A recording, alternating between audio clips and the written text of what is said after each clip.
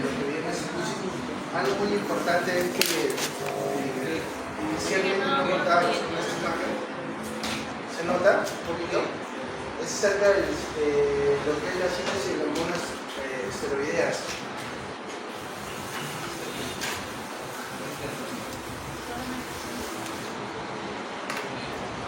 De estos síntesis de hormonas esteroideas todo comienza con el colesterol, ¿no? Como ustedes ya muy bien saben. Pero el tema es que cuando pasa la síntesis de estas hormonas esteroideas, para ver lo que son las diferentes hormonas que se van a producir a nivel de la glándula suprarrenal, viendo este contexto relacionado a la parte inferior, que es la aldosterona, y luego el cortisol, luego a la aldosterona, y lo que habíamos dicho, que una de las más importantes hormonas sexuales involucradas en la parte de la glándula suprarrenal, ¿cuál era? La ¿Esto entonces tenganlo en consideración. ¿Pero de dónde ha originado todo ello? Del colesterol. Entonces, para que siga esta vía metabólica y nuestro principal problema sea el cortisol, pues ¿qué conductas podemos tomar o qué conductas tomaron para la parte farmacológica? Comenzaron a bloquear enzimas. Vamos a ver alguna de estas, ¿ya? Por ejemplo, si se bloquea las enzimas para que progrese a ese nivel de la cortisona, como estamos identificando acá, una muy importante, ¿cuál es? La 21 hidroxilasa. Luego acá hay otra que es la 11 hidroxilasa. Y hay otra que también, por ejemplo, son la 17 hidroxilasa, ¿no? 17 hidroxilasa, 21 hidroxilasa y la 11 hidroxilasa. Todo ello para evitar que aumente el cortisol, si eso es nuestro principal fin. Entenderán que si estamos suprimiendo estas vías por medio de suprimir estas enzimas, ¿qué es lo que va a quedar? Va a comenzar a aumentar esta de acá, esta línea, ¿no? Porque esta vía enzimática está adecuada. Entonces podríamos tener mayor contexto de aumento de estas otras hormonas. Es por eso que la expresión que cuando se rinde tratamiento hay que tener en consideración de que se puede tener algunos efectos adversos durante el tratamiento. Entonces, nuevamente, colesterol, acuérdense por favor, 17 hidroxilasa, 21 hidroxilasa, 11 hidroxilasa. En base a ello, es el tratamiento que vamos a mencionar ahora. Por ejemplo, el síndrome de Cushing por un ACTH ectópico, lo más importante pues es la cirugía del tumor productor del ACTH. Pero si no es posible o no curativa, ¿no?, el utilizar alguno de esos tipos de tratamiento, por ejemplo el ketoconazol, que es la elección en patologías benignas, con dosis de 200 a 400 miligramos 2 a 3 veces al día, llegando a un 70% de la normalización rápida y mantenida del cortisol plasmático. Pero como ustedes saben que el ketoconazol principalmente para qué lo utilizamos? Para la parte fúngica. El ketoconazol se utiliza para la parte fúngica. Pero ¿por qué mecanismo se utiliza el ketoconazol en la parte del cortisol? Y ahí está. En el examen. ¿Cuál es el mecanismo de acción? Porque obviamente que el ketoconazol todos saben que es para el fúngico, pero ¿cómo actúa para la parte del Cushing? ¿Cuál es el mecanismo por el cual el ketoconazol es utilizado o son sólidas para la mejora del Cushing? Es un antifúngico que a dosis altas reduce la producción de esteroides suprarrenales por inhibición de qué enzimas? 11 hidroxilasa, 17 hidroxilasa y 18 hidroxilasa. Son las que habíamos encontrado, ¿cierto?, en esa cadena de producción de cortisol por el colesterol. Entonces, este es un mecanismo por el cual es el uso.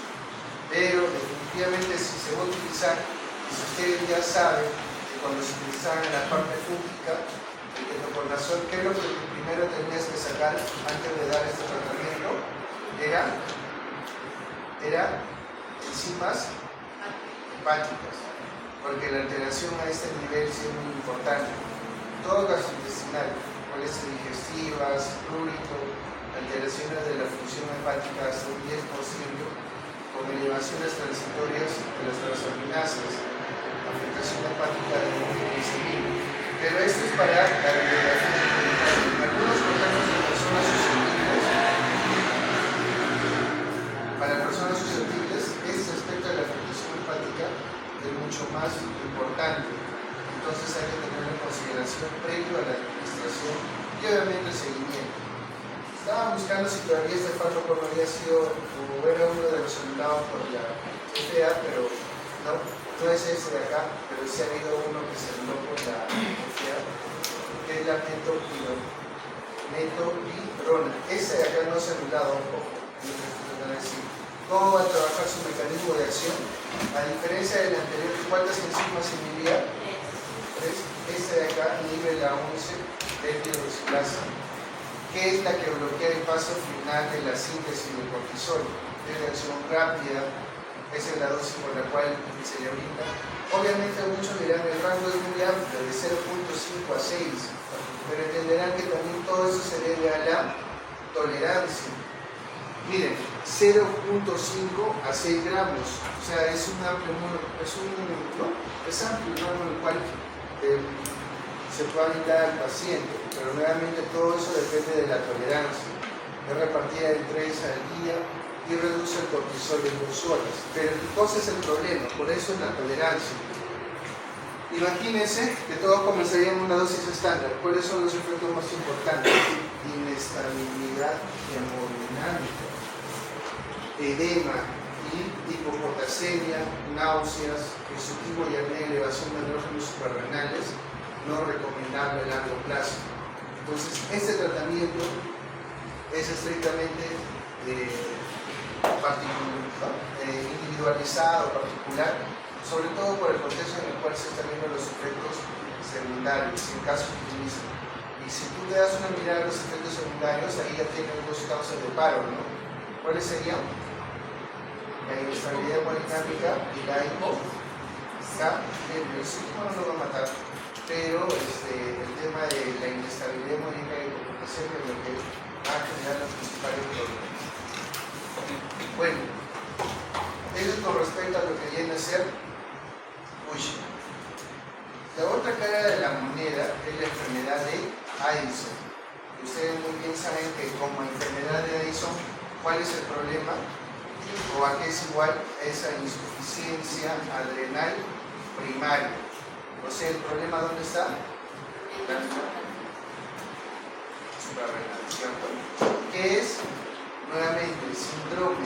Es un síndrome clínico potencialmente mortal causado por insuficiencia suprarrenal primaria, generalmente, esa es la principal frecuencia, que da como resultado una producción o acción deficiente de los glucocorticoides con o sin mineralocorticoides y andrógenos suprarrenales. Lo opuesto, o sea, todos los mineralocorticoides, los glucocorticoides, todo lo que viene a ser la parte de los andrógenos también caen. Y también es llamado hipofunción adrenocortical o hipoadrenalismo. Es una enfermedad rara con incidencia 0.8 a 4 casos por un millón en Estados Unidos, más frecuente en mujeres entre 30 a 50. Esta es para la bibliografía que se encuentra en la parte inferior. Y la prevalencia es de 4 a 11 casos por 100.000 en Estados Unidos, de 93 a 140 por millón en Europa. Pero esta es para la frecuencia en Estados Unidos. ¿Cuál sería la principal causa en nuestro país? La tuberculosis. Entonces el porcentaje está relacionado con condición diferente. El mecanismo, pues los pacientes tienen características clínicas relacionadas con la deficiencia de ellos. Ya si hemos visto Cushing, el otro contexto va a ser mucho más rápido, ¿no? Los glucocorticoides, los mineralocorticoides, los andrógenos. Hay un deterioro de la función secretoria de la glándula suprarrenal con reserva hipotalámica e hipofisiaria intacta, hablando netamente de la enfermedad. ¿Cuáles son los factores de riesgo? Los factores de riesgo. Para la epidemiología, mujeres edad máxima en diagnóstico de 30 a 50 años. Este síndrome de Waterhouse-Friderichsen, ¿lo conoce? Síndrome de Waterhouse-Friderichsen.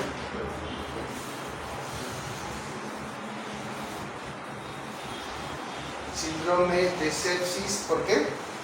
Por meningo. Por meningo, un poco, ¿no? Esa es una patología de alta mortalidad. Es una patología en la cual, si ustedes ven las lesiones, es importante mencionarlo, este síndrome de Waterhouse, porque dentro de las septicemias es la que mayor mortalidad va a presentar. Viene a ser una distribución hematógena importante de todo meninoglosemia y su mortalidad es muy alta. Los diagnósticos diferenciales de este cuadro, ¿cuáles van a ser? O sea, el paciente va a venir por una septicemia, punto de partida de la parte dérmica, pero dentro de la evolución, de pronto el paciente comienza a caer toda la presión, baja la presión demasiado. Entonces todos dicen, pero claro, está bajando la presión porque está con una infección importante. Utilizas antibióticos de escala amplia, por ejemplo, vancomicina, ¿no? Y si asocias otro punto más, meropenem, pero no hay respuesta. ¿Y por qué no hay respuesta? Porque está con compromiso que es glandular, suprarrenal. Entonces, para este contexto, dentro del famoso shock séptico refractario a lo que viene a ser el tratamiento que se le da con noradrenalinas en general, frente al no tratamiento, mientras no hay respuesta a este contexto frente al tratamiento, se le agrega lo que falta, que son mineralocorticoides, las hormonas de esta glándula. ¿Cuál de ellas se agrega y es de importancia en el tratamiento para este punto? Es la hidrocortisona, la hidrocortisona, 100 miligramos cada 8 horas. Entonces, como logran ver ahí, hay varios contextos a tener en consideración para este punto.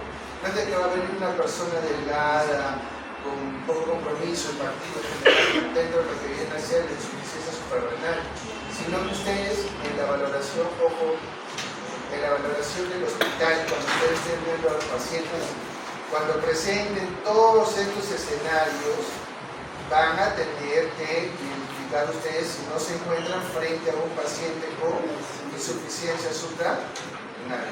Entonces, este síndrome de Waterhouse-Friderichsen es un síndrome de sepsis meningocócica. Tengan cuidado del diagnóstico y sobre todo para el tipo de tratamiento. No todo es antibióticos, sino también está involucrada la parte granular suprarrenal. En el síndrome del sistema respiratorio agudo, en el SDRA, también es una de las patologías en las cuales se va a ver identificada que también es una septicemia, también se va a producir este contexto. Una neumonía severa que al final llega al sistema respiratorio, lo vas a ver también en ese contexto. En enfermedades del hígado, cualquiera de ustedes puedan identificar y involucrarse en una infección, sea aguda o crónica, o el paciente inmunocomprometidos, también se puede llevar a cabo este contexto. Entonces, lo único que faltaría acá y que no se encuentra, y es para lo que no han venido, ¿cuál sería dentro de las etiologías? La tuberculosis. Y dentro de todas ellas, no olvidarnos que los procesos infecciosos también se encuentran identificados. ¿Ok? Insuficiencia suprarrenal primaria es resultado obviamente de la pérdida de la función suprarrenal. Bien claro dice ahí, por favor, la insuficiencia suprarrenal primaria es resultado de la pérdida de la función suprarrenal. No es de que pierda solo una parte, o el 20%, el 30%. Es un porcentaje importante, casi llegando al 100%. Ese es también de la insuficiencia suprarrenal. O sea, no hay. Para los que no han venido acá, sé que dice ahí la causa más importante o más frecuente es la autoinmune. Pero nuevamente, en Perú, ¿cuál es? El Quedando eso claro, causa más común notificada de insuficiencia suprarrenal primaria en un 94% de los casos a nivel mundial es la adrenalitis. Otras importantes, pero desde nosotros para nuestro porcentaje de casuística, está la tuberculosis suprarrenal, ojo, VIH, sífilis, histoplasmosis, coccidiomicosis, ¿no? Citomegalovirus, toxoplasmosis.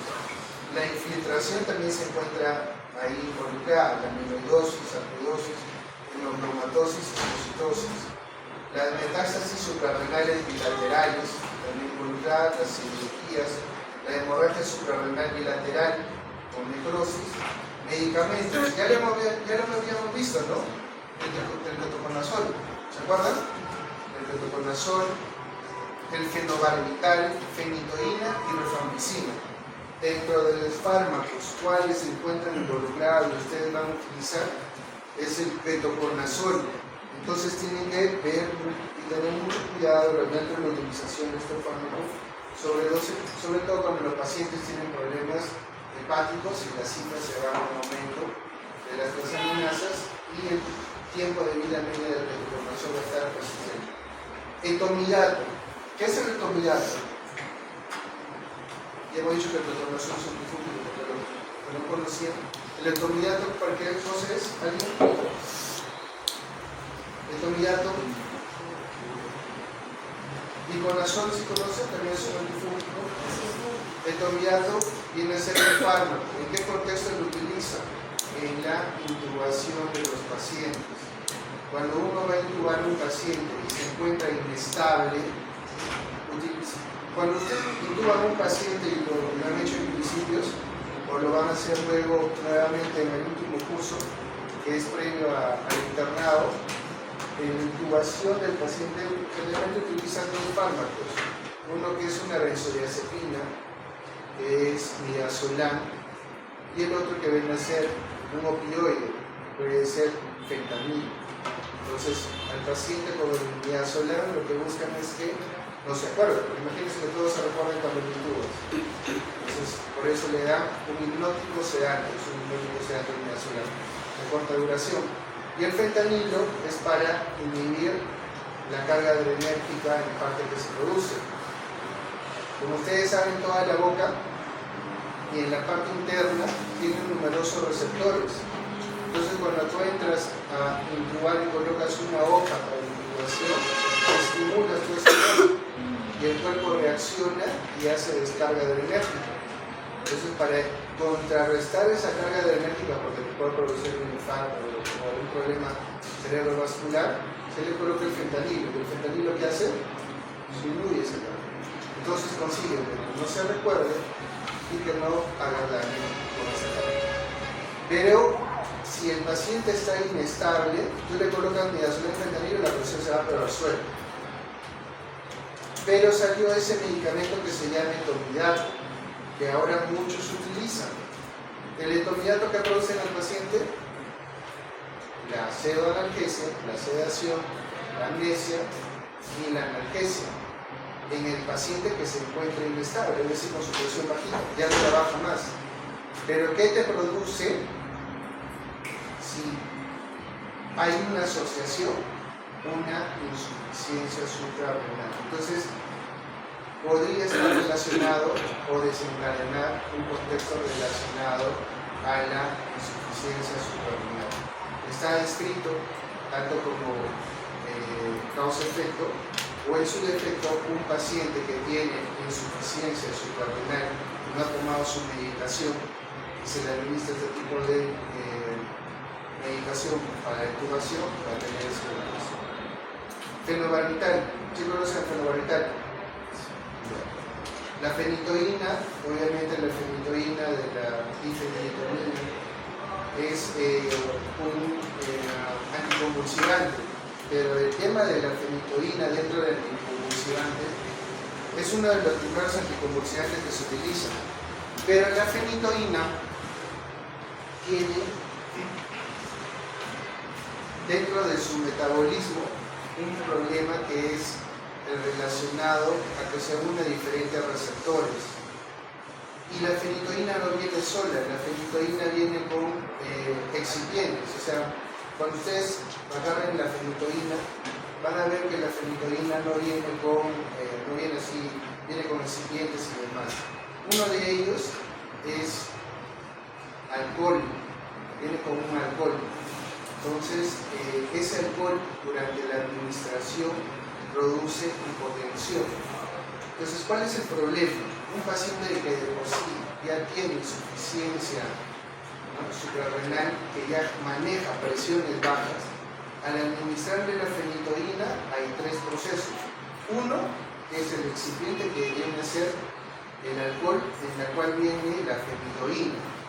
Si son dosis importantes, esa va a llevar a mayor hipotensión. El otro contexto adicional, cuando se administran los fármacos, por ejemplo, hay fenitoína vía oral y vía endovenosa.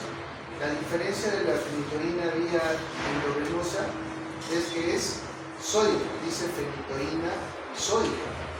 Por ejemplo, cuando ustedes se aplican un intramuscular, ¿qué dice? Benzatínica sódica, ¿cierto? O cuando hay administración por otra vía parenteral, es sódica, fenitoína sódica, gluconato de sodio. O sea, todas esas presentaciones utilizan ciertos excipientes para que su ruta de administración sea adecuada.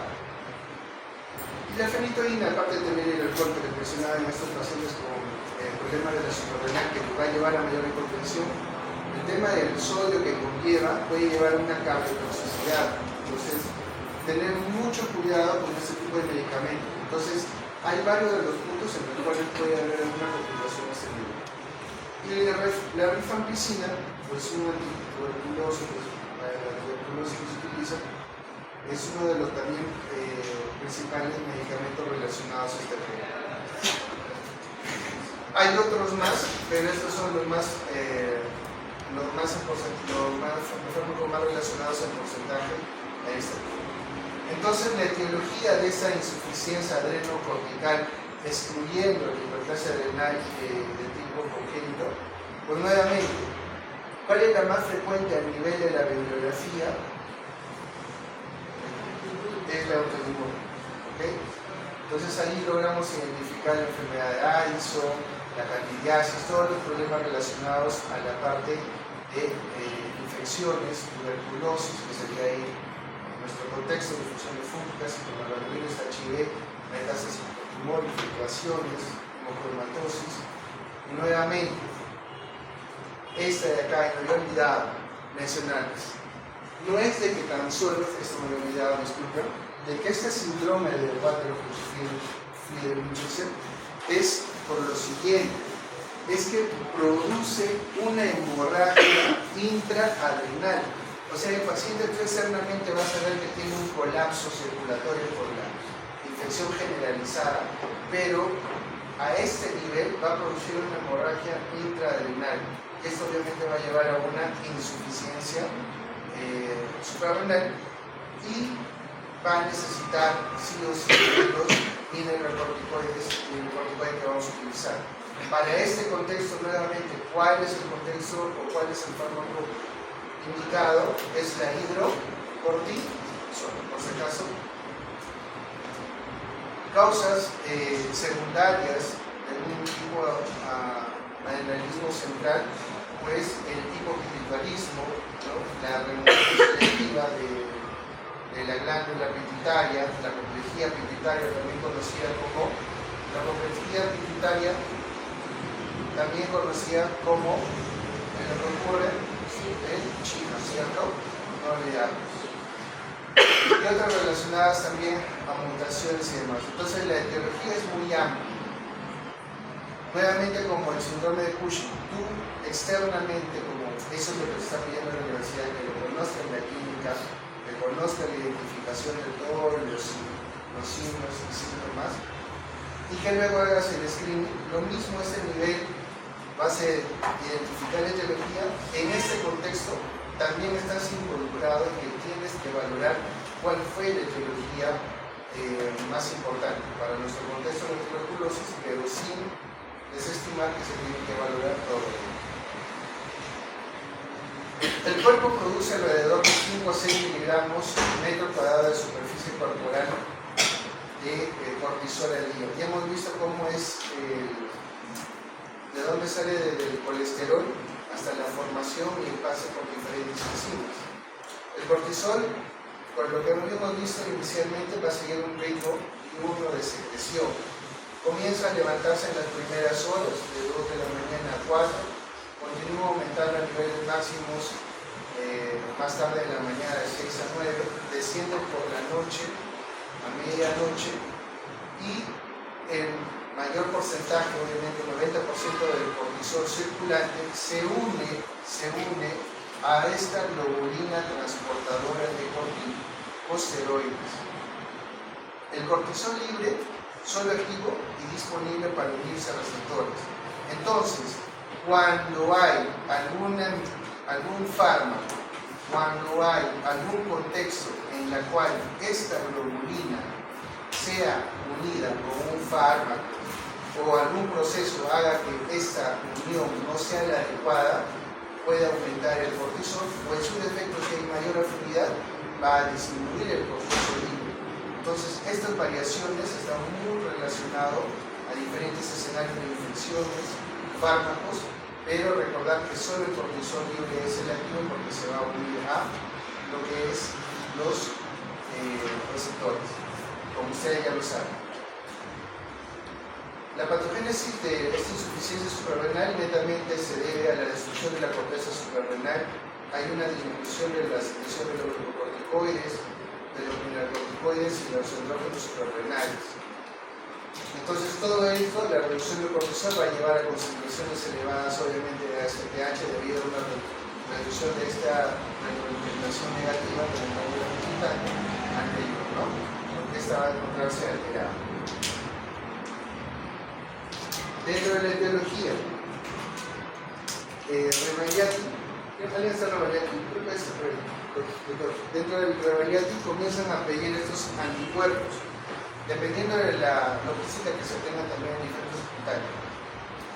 Como la causa más frecuente a nivel, pero también depende de cuánto se busque, eso es muy relativo, más frecuente a nivel internacional es la adrenalitis autoinmune. Entonces se pide anticuerpos contra la 21 hidroxilasa, que viene a ser el gatillador, el inicio, el paso del colesterol a toda esa vía de diferentes enzimas para hacer la formación de cortisol y las demás hormonas.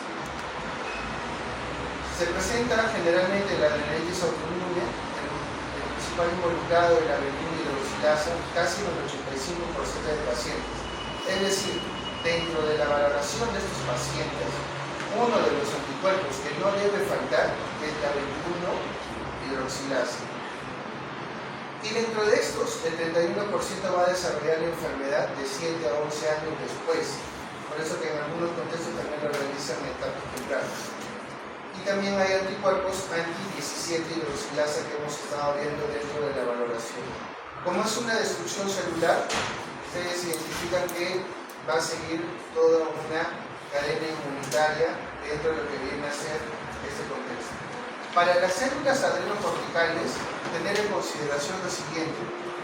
Miren qué otros factores pueden estar involucrados. Ya hemos visto virus, entre ellos citomegalovirus en general, pero también se encuentra involucrado y factores ambientales.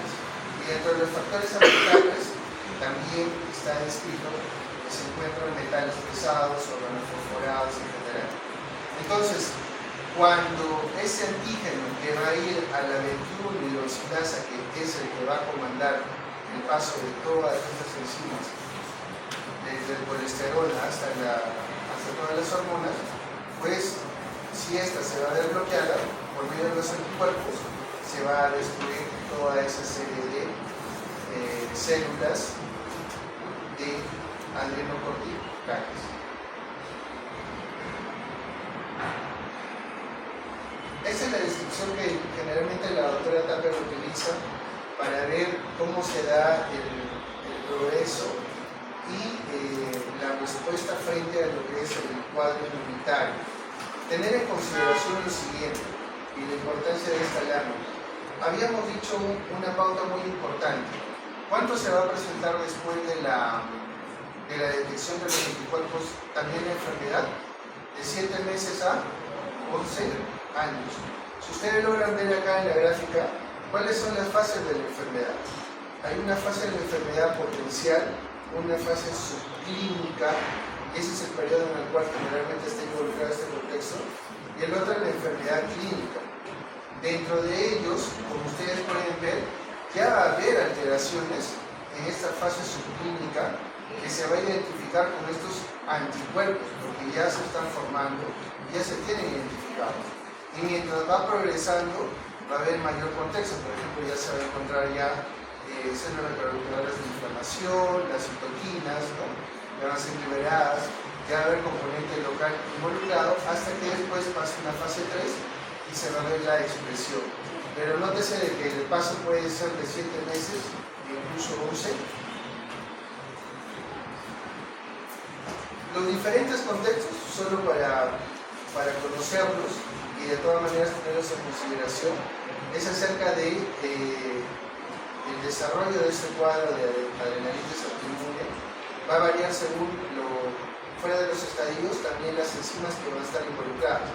A mayor cantidad de enzimas de esta progresión que hemos visto, obviamente mucho más rápido se va a llevar a cabo la identificación, pero todos ellos tienen involucrados ya puntos específicos de identificación, por ejemplo la 17 hidroxilasa, la 21 y la 11 hidroxilasa. Estas son de la consideración.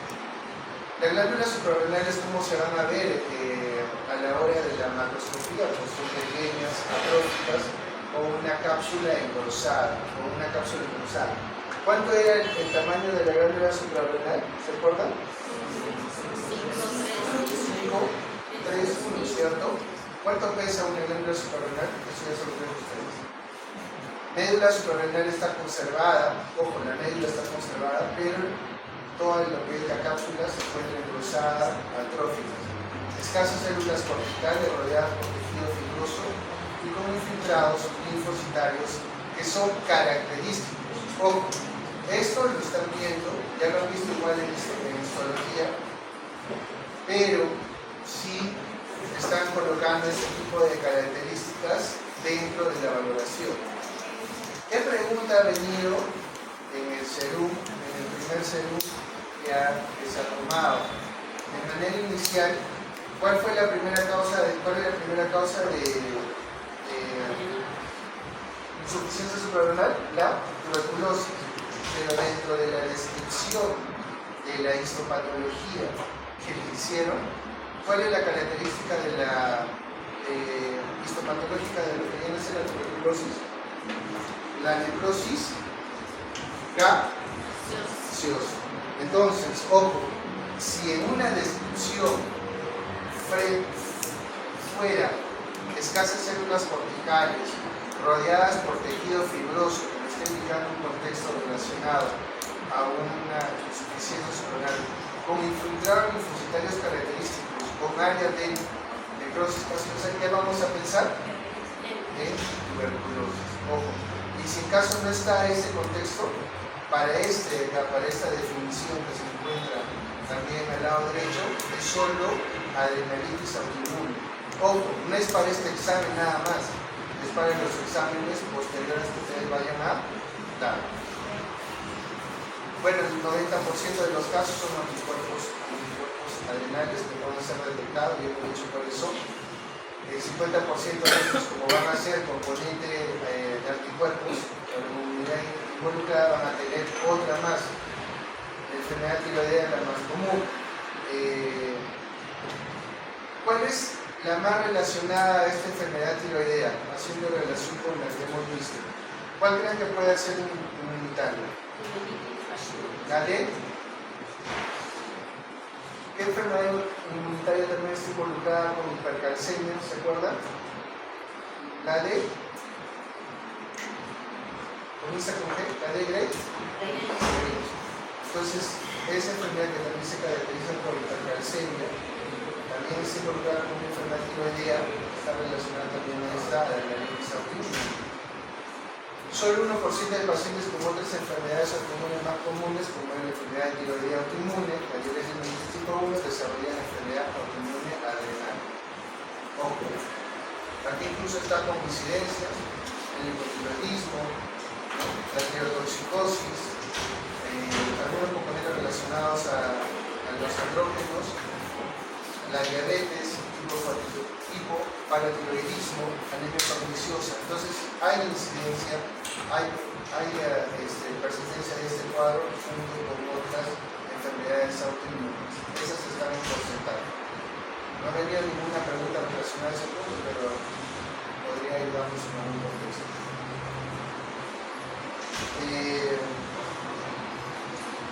Esto no lo vamos a solicitar porque sería del contexto que hemos visto. Hay algunas enfermedades autoinmunes relacionadas, sino con el glandular tipo 2, ¿no?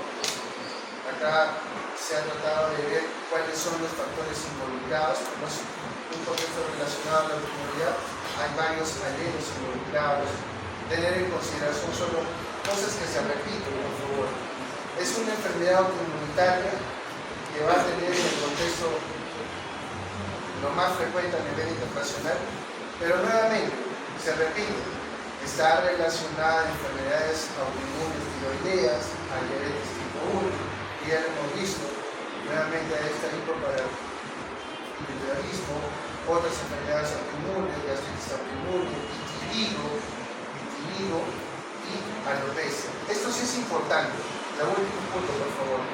Cuando ustedes tengan un paciente delgado, con tendencia a hipotensión, ¿no? Y que tenga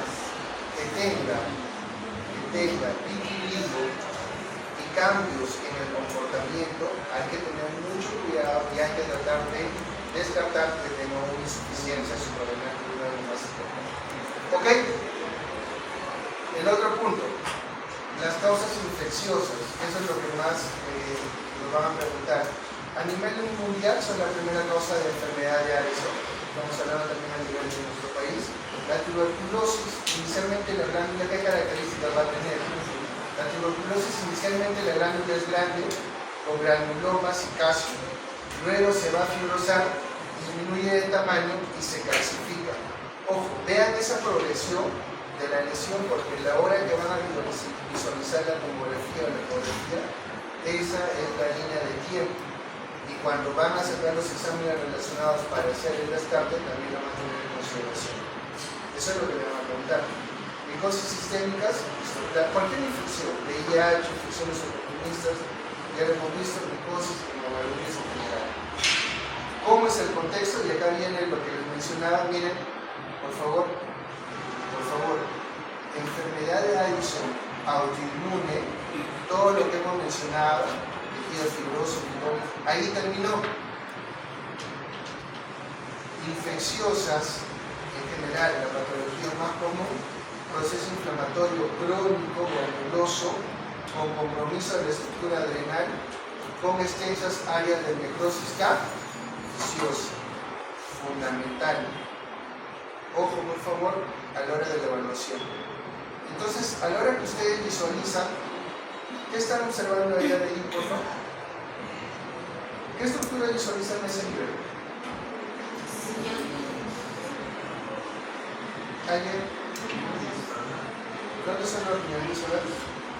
¿Dónde son los riñones? ¿Esos son los riñones normales? Okay. Ahí vamos por etapas. ¿Esa qué es? Hígado. ¿Esa qué es? Estómago, ¿no? Acá que se encuentran los alimentos, ¿cierto? ¿Esto qué son? Esto acá. ¿Qué son estos? Son calcificaciones. Son calcificaciones. Son clasificaciones. Para ver el contexto de una tomografía a este nivel, se tienen que identificar las estructuras.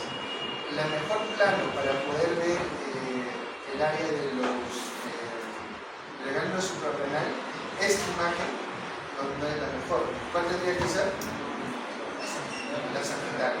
Dentro de la sagital se tiene que ubicar a nivel de un reparo anatómico y dentro de ellos tiene que ser la aorta o la parte del hígado.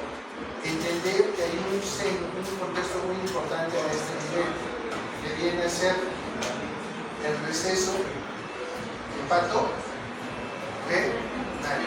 A ese nivel hay que ver si hay presencias de secreciones, si hay presencias de líquido, porque si hay presencia de secreciones de líquido, podríamos estar identificando también una infección de la glándula suprarrenal o una infección renal propia, por ejemplo, escapando de una infección.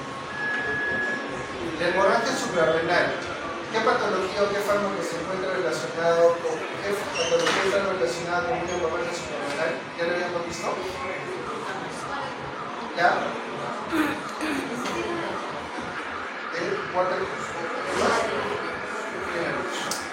¿Qué es la infección por meningococo? Importante, por favor, no olvidarse, porque a la hora que van a ver, todo el mundo se va a enfocar solo por el antibiótico y el paciente no va a mejorar la boleta, va a estar con vasopresores, pero aún así no va a ser. Pero también, fuera de que este es el más involucrado, en la mayoría de los hospitales ustedes van a ver que es una causa rara de insuficiencia renal y su instalación por lo generalmente aguda. Y como es un contexto agudo, generalmente son las infecciones. Se debe pensar sí o sí en pacientes severamente enfermos que tengan más infecciones, trauma o coagulopatía. En el caso de infecciones severas, se ha evidenciado con mayor contexto el tema de pseudomonas aeruginosa. Entonces, para este contexto hay que tenerlo también en consideración. Otro punto adicional es el trombosis de la vena suprarrenal y para ello el uso de anticoagulantes o asociar al síndrome de antifosfolipídico. Termina el 10 y 20, ¿cierto? Así es. De este contexto, por favor, no olvidar pseudomonas aeruginosa, meningococo y el síndrome de Waterhouse. Datos del clínico de la hemorragia suprarrenal, por favor, hemorragia suprarrenal. ¿Qué cosa voy a pensar yo en la hemorragia suprarrenal? Obviamente, hipotensión y choque, pero no olvidar que la fiebre, que la sangre produce también fiebre, o no produce fiebre, produce fiebre la sangre. Entonces, el porcentaje en el cual se va a encontrar en estos pacientes, uno puede decir que netamente todo es por la infección, porque van a haber una epidemia, pero la fiebre también está con esa hemorragia localizada. Náuseas, vómitos, confusión, taquicardia, cianosis, acidez son contextos propios de una hemorragia. Datos locales: dolor abdominal de flanco de espalda, hipersensibilidad, distensión abdominal, rigidez abdominal, dolor torácico e hipersensibilidad de renal. Pregunta de examen, por favor, no se vayan a olvidar datos clínicos de la hemorragia suprarrenal en un paciente con sospecha de insuficiencia renal. Los otros son contextos que también ustedes lo van a tener en consideración, lo pueden leer, en general son menos frecuentes, pero lo van a estar visualizando dentro de su tratamiento. Para el contexto de las metástasis, sí generalmente se encuentran post-mortem, no muchas de ellas incluso son asintomáticas. Y a este contexto tiene un nombre, que son hallazgos incidentales, no netamente tiene un contexto relacionado a la valoración clínica. ¿Qué quiero decir? Que cuando ustedes sacan una tomografía por algún tipo de patología y de pronto identifican la glándula suprarrenal de un área nefrótica, el paciente puede no presentar netamente una insuficiencia suprarrenal. Por eso es muy importante lo que se mencionaba. Para una verdadera insuficiencia suprarrenal, toda la glándula prácticamente tiene que estar colapsada, destruida, fibrótica. Pero como es una metástasis que no ha logrado tener ese nivel de compromiso, pues el paciente se va a encontrar netamente asintomático. Si estamos hablando de esta enfermedad suprarrenal metastásica que nos va a llevar a una insuficiencia suprarrenal, Creo que es más que obvio que tenemos que saber de dónde está viniendo esa neoplasia. Y nuevamente, foco pulmonar. Foco pulmonar. ¿Qué tumor está relacionado en el foco pulmonar para lo que viene a ser una metástasis a nivel adrenal? ¿Cuál es? Células P. La acumulación de células P. ¿Ustedes ya han hecho ya hemología o no? Ya. En la hemología del cáncer hay una patología de una acumulación de células pequeñas. Ese foco pulmonar primario estamos en la obligación de buscarlo. Si encontramos gastrointestinal, mama, renal y linfoma. Pero no olvidar que el principal sigue siendo el pulmonar. También en deficiencia familiar en glucocorticoides, solo lo dejo como información para avanzar un poquito, y resistencia al cortisol. O sea, todas estas causas van a llevar a la generación de lo que viene a ser un contexto fenotípico de insuficiencia suprarrenal. Ya lo hemos visto nuevamente, los fármacos, tengan en consideración los azoles, cómo actuaba el metoprolol, inhibiera la síntesis de cortisol. Ahí no se van a quedar ustedes, porque eso ya lo saben. Tienen que saber cuáles son esos enzimas para poder conocer en qué punto se está realizando su estudio. La rifampicina, ¿por qué mecanismo? Porque va a aumentar el metabolismo del cortisol, por eso lo va a disminuir. El etomidato, acá aparecen otros más, que también lo hemos visto con otra patología, antagonista de la progesterona. El acetato de derivado sintético de la progesterona, sino el receptor del glucocorticoide, y otros más dentro de lo que hemos visto, ¿no? El fenobarbital, la fenitoína, también dentro de las causas. Cortisol en enfermedad de Graves. Insuficiencia funcional adrenal, es decir, de deficiencia temporal, y no es causada por una alteración estructural. Es una respuesta del cortisol inadecuada para el cuadro de estrés que va a tener el paciente. La enfermedad de Graves, grave, es la enfermedad grave. No es de Graves, es la enfermedad grave.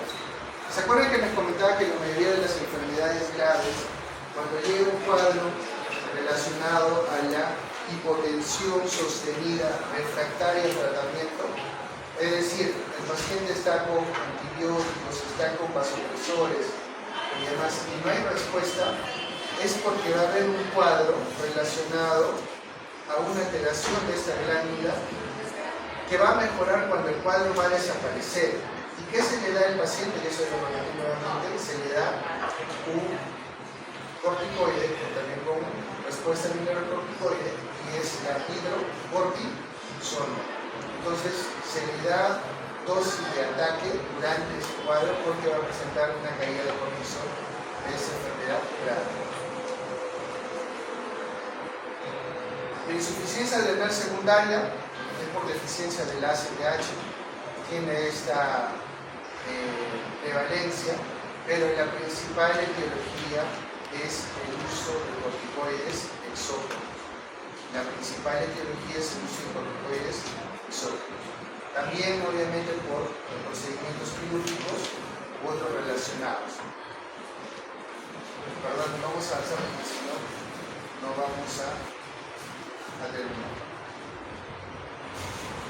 Algo que sí, dentro del tratamiento, para iniciar, viene a ser este cuadrito, por favor, donde se encuentran todos los corticoides sintéticos, pero sí quisiera que le pongan importancia en la parte también de la valoración en el hospital acerca de cuando le digan cuál es su potencia.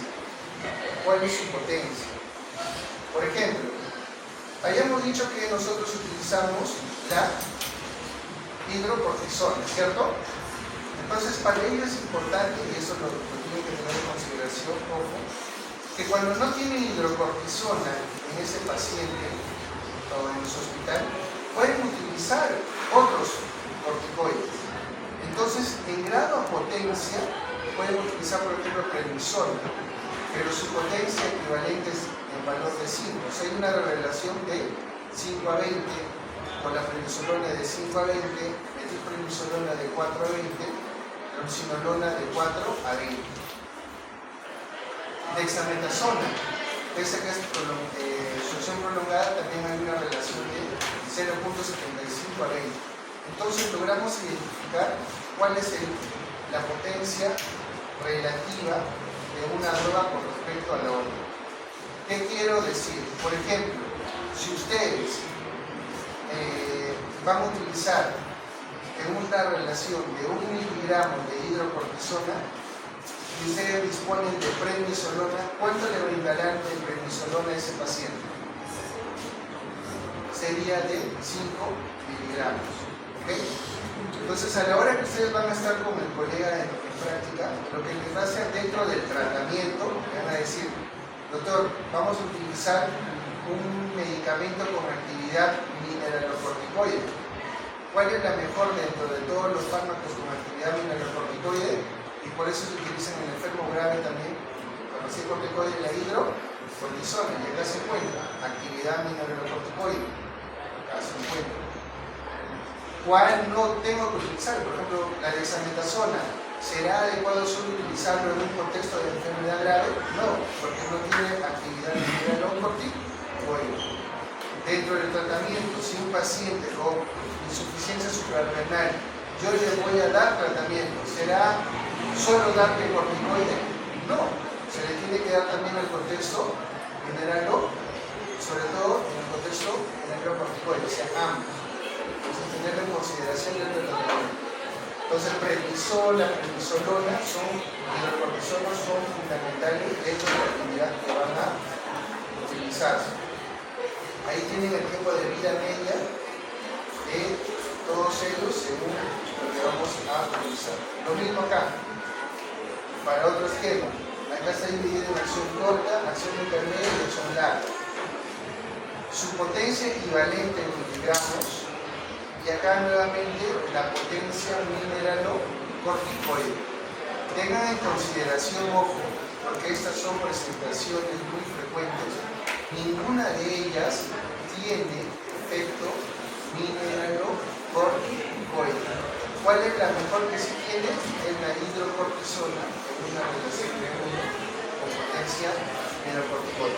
Aún así también estas intermedias que habíamos visto anteriormente.